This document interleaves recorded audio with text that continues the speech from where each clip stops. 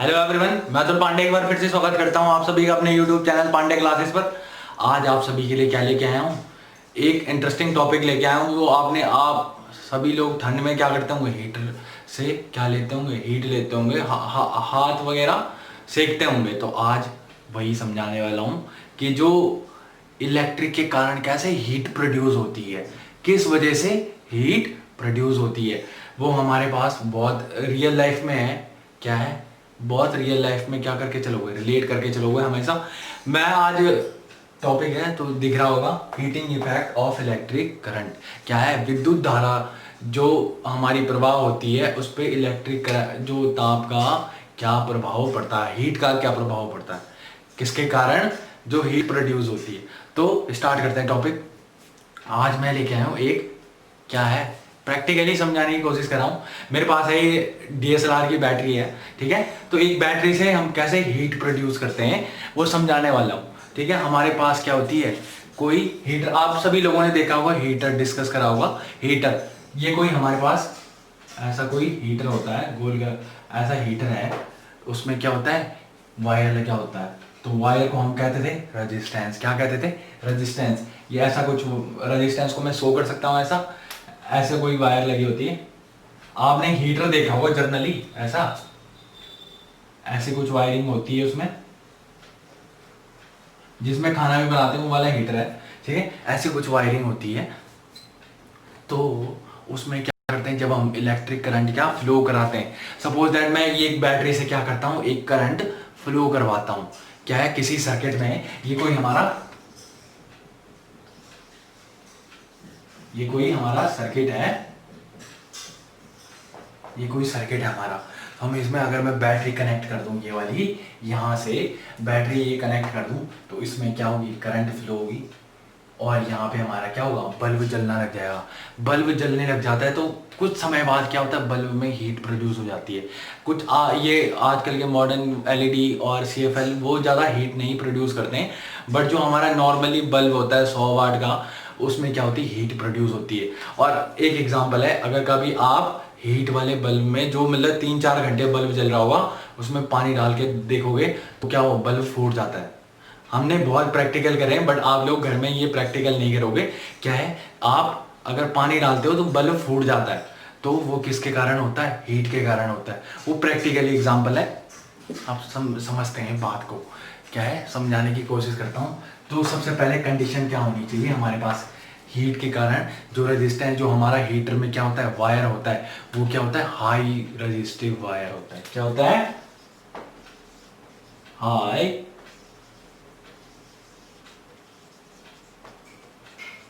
Resistive wire. अब high resistive wire क्या होता है, जैसे हीटर में होता लगा होता है नाइक्रोम। स्पेशली क्या हीटर के लिए यूज होता है नाइक्रोम का वायर, जिसके कारण क्या होता है, वो हीट, इस उसमें करंट ऐसे फ्लो होती है, तो वो क्या होता है, हीट के कारण क्या होता है, धीरे धीरे रेड होने लगता है और हीट प्रोड्यूस करने लगता है। वो क्या करता है, हीट प्रोड्यूस करने लगता है। आई होप समझ में आया होगा। ये क्या है, हाई रेजिस्टिव वायर। क्या है, उच्च प्रतिरोध,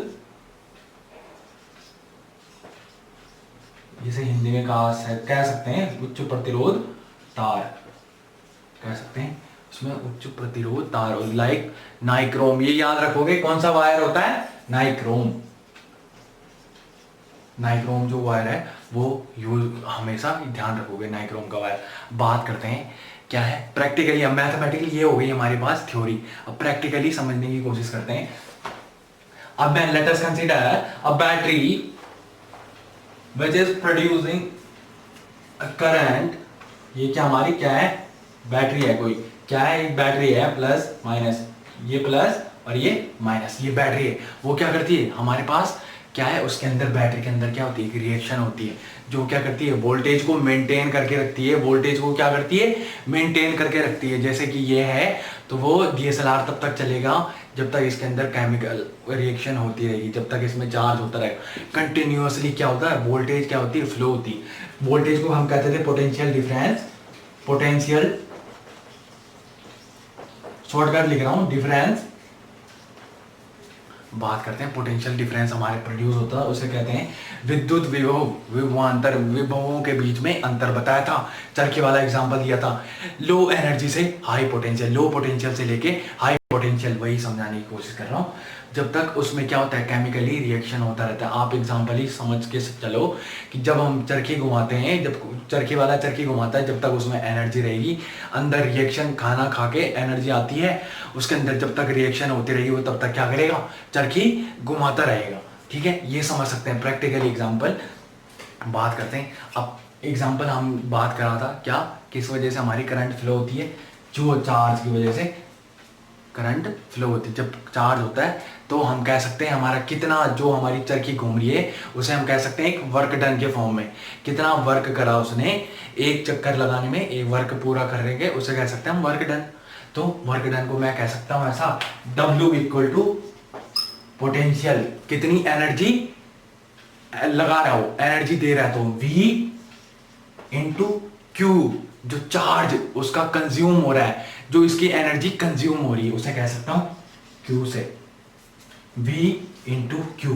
अब बात करते हैं किस चीज की, हमारा ओम्स लॉ में चलते हैं, फ्रॉम ओम्स लॉ। अब ये डायग्राम हटा देता हूं, आप इमेजिन करके चलना जैसे जैसे समझा रहा हूं। हमारा V equal to V into Q, W कह सकते हैं वर्क डन, इसे कहते हैं वर्क डन, वर्क डन, और इसे कहते हैं वोल्टेज, और Q हो गया हमारा चार्ज। Q क्या हो गया, चार्ज। अब बात करते हैं Q हो गया हमारा आवेश, किस आवेश के कारण, उसमें क्या है, कितनी पोटेंशियल एनर्जी वेस्ट हो रही, किसकी, कितना अंतर आ रहा है हमारे पोटेंशियल के अंदर। ठीक है, बात करते हैं प्रैक्टिकली। अब ओम्स लॉ से हम कह सकते हैं V from Ohm's law, ohms law से कह सकते हैं V इक्वल टू, हमारा क्या निकलता था फॉर्मूला, याद करके चलना, जितनी बार बोलता हूं V equal to I R। हमारा क्या होता है, Q equal to I T, ये Q equal to I T हमारा निकला। I इक्वल टू हमारा होता था, I इक्वल टू होता था Q अपॉन T, क्या होता था, Q अपॉन T, चार्ज पर यूनिट टाइम। सो हम लिख सकते हैं Q equal to I T, Q equal to I T, Q को हम ले इधर, I को इधर ले गए, क्या, Q equal to I T. बात करें इक्वेशन, अगर मैं बात करूं इक्वेशन, इसे 1, इसे कंसीडर करके चलूं, सेकंड इसे कंसीडर करके चलूं, थर्ड ये वाले को, अगर मैं Q और V की वैल्यू इसमें पुट कर देता हूं, Q और V की वैल्यू पुट कर देता हूं, Q इक्वल टू क्या था हमारा आई टी, और V की वैल्यू थी इंटू आई आर। बात करते हैं, ये था हमारा वर्क डन। अब आई क्या है, आई स्क्वायर हो जाएगा मल्टीप्लाई करके, I square into R into T, ये हो जाएगा हमारा वर्क डन। वर्क डन को मैं कह सकता हूं कि वर्क डन, मैंने क्या कहा था, जितनी चरखी हमारी घूमेगी उतना क्या होगा, हीट कंज्यूम होगा। जितनी ज्यादा हमारी एनर्जी ट्रांसफर होगी बल्ब के अंदर या हीटर के अंदर, वो क्या कहलाएगी, हमारी हीट प्रोड्यूस कह सकती है। तो मैं कह सकता हूँ ये हमारी हीट जो होती है, H, हीट को डिनोट करो कैपिटल H से, H equal to I square into R into T, ये है हमारा हीट का फॉर्मूला। क्या है, हीट का फॉर्मूला है I square into R into T. I है हमारी करंट, आर हमारा रेजिस्टेंस, टी है हमारा टाइम। आए समझ में, तो ये हमारा हीट। अब बात करते हैं नेक्स्ट टॉपिक की, एक लास्ट टॉपिक बचा हुआ है, क्या है, इसे आप नोट डाउन करो, स्क्रीनशॉट ले लो इसका।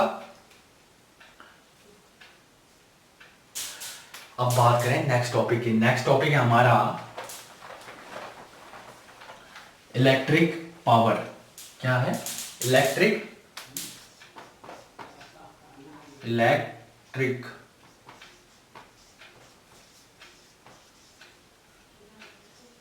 मतलब शक्ति, कह सकते हैं हम इसे शक्ति। इसकी डेफिनेशन होती है एनर्जी कंज्यूम पर यूनिट टाइम। क्या है, शॉर्टकट लिखता हूं, एनर्जी कंज्यूम्ड पर यूनिट टाइम। क्या है, जितनी हिंदी वाले, क्या है, जो हमारी शक्ति है, जितनी हमारी क्या है, रोटेट करने में हमारी सपोज दैट 1 सेकेंड में हम एक रोटेट कर रहे हैं, चरखे को क्या कर रहे हैं, एक चक्कर हमारा कंप्लीट हो रहा है, तो हमारी एक energy consume per unit 1 second के अंदर हमारा कितनी एनर्जी कंज्यूम हो रही है, वो है कहलाती है हमारी क्या, शक्ति। आया समझ में? कह सकते हैं मैथमेटिकली हम अगर मैं बात करूं शक्ति क्या, अभी कहा था मैंने, क्या वर्क डन है, जो हमारा एक चक्कर पूरा करना उसे कहते हैं वर्क डन। तो वर्क डन ये समझ में आया होगा, वर्क डन पर यूनिट टाइम कह सकते हैं। पावर को मैं कह सकता हूं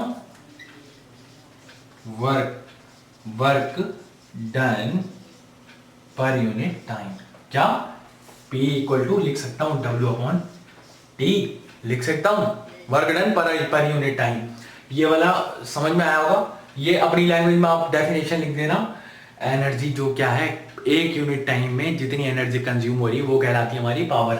बात करते हैं दूसरे टॉपिक, ये वाला डेरिवेशन करते हैं। अब हमारा W इक्वल टू क्या था, अब भी डेरिवेशन करा था, W इक्वल टू निकला था हमारा, W इक्वल टू था हमारा V into Q, V into Q. अब यहाँ पे क्या करेंगे, यहाँ पे एनर्जी क्या हो रही है बात कर रहे हैं, V हमारा सेम रहेगा, जो हमारा पोटेंशियल है, वोल्टेज है, पोटेंशियल है हमारा सेम रहेगा। यहाँ पे पोटेंशियल की चेंज नहीं करोगे आप, यहाँ पे चेंज करोगे क्या, Q चार्ज, कितना आवेश हमारा खत्म हो रहा है, मतलब कितना खाना हमने खाया, वो हमारे एक चक्कर पूरे करने में कितना खाना हमारा खत्म हो रहा है।